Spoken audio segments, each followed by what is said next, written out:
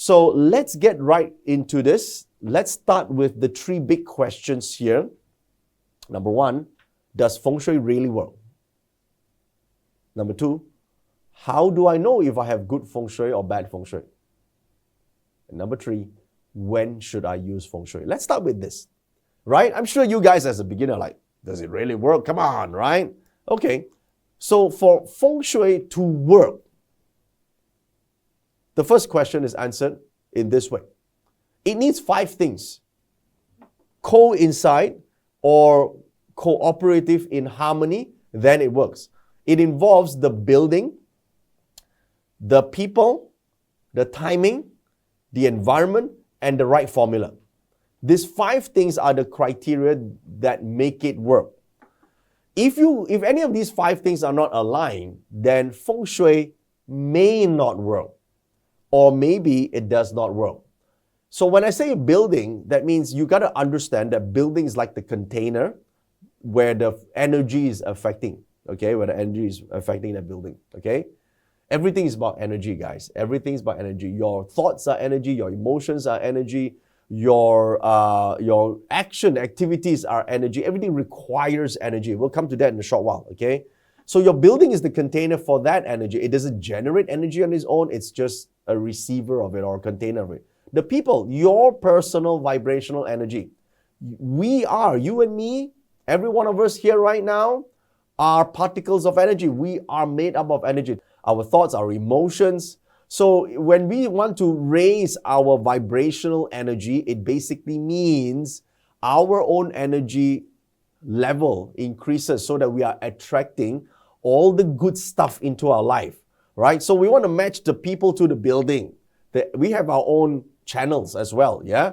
And timing, right? Timing is important when we do something, because sometimes a lot of Feng Shui cures or changes are not implemented at the right time. Or when they implement the Feng Shui, it takes time for it to work. Some Feng Shui is like planting a seed. It doesn't work overnight. It takes time. So there are different practice for that.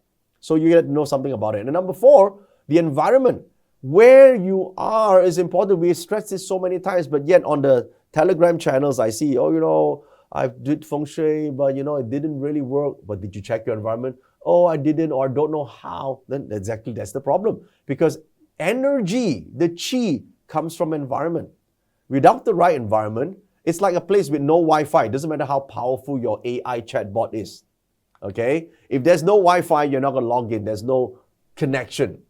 You're not going to log in, right? Doesn't matter how powerful your phone is. If you can't access the online because your Wi-Fi is off, it's not going to work. Okay? So that's what the environment is about. And lastly, the formula. What are you going to use to get there? I think that's important. Okay?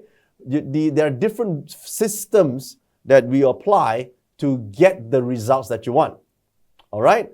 So basically, if you do the wrong formula, basically you're going to brain fry yourself. Yeah, that's the whole idea here. So the wrong formula applied might get you no results or be sometimes the bad results. So you got to apply the right type of formula, okay? And also, please, if you are expecting Feng Shui to basically do the impossible, right? It's not really, like if you want to grow taller and you're in the maximum height, you can't. You cannot reverse aging. I mean, I tried, didn't really work. Also, it's very difficult to make a completely dumb person smart. All right. So, but other than that, most of the things it can be done. All right. So, if you have anyone with average intelligence and average hardworking in life, as long as you're average, even slightly below average, it's still fine. But if it's someone who is completely lazy, too lazy to even practice Feng Shui, and too lazy to think, then I'm sorry, okay? This is cannot, You're probably not even here in this class anyway because you can't get through this, okay? So you got to understand that the least you could do is be open to possibility of change, okay? All right, changing for the better. Now, number 2, how do I know if I have good or bad Feng Shui? How do I know? Well, this is how good Feng Shui look like. If you have good Feng Shui, if you set up your house, you activate it correctly, then there will be a lot of serendipity happening in your life. Good things happen for you at the right time and right place.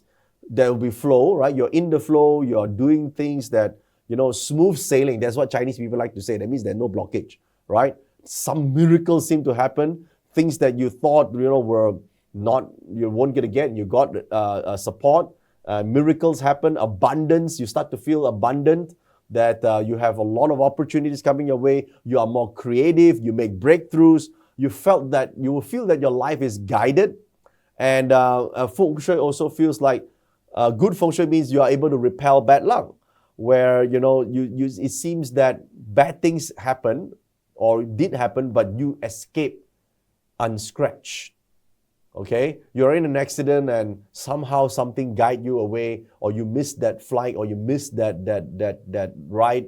Somehow you are protected, right? Or you feel supported, you feel safe, feel love, and feeling that life has meaning. Now, conversely, bad Feng Shui basically is opposite of all of that, right? How do you know you have bad Feng Shui? How do I know?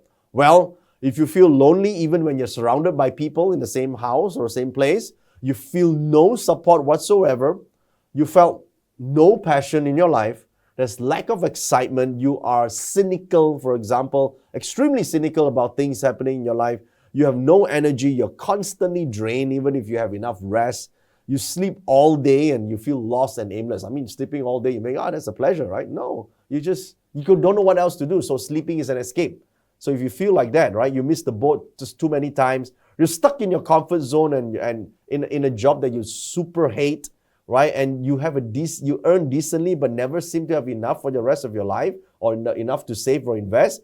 You're falling sick for no apparent reason. You're always being in the wrong people. You're unfulfilled and unhappy. Well, these are signs that your Feng Shui might not be that good.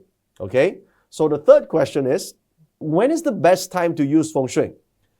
The answer is simple. When you find it's hard or impossible to change yourself, your mindset, or the people around you.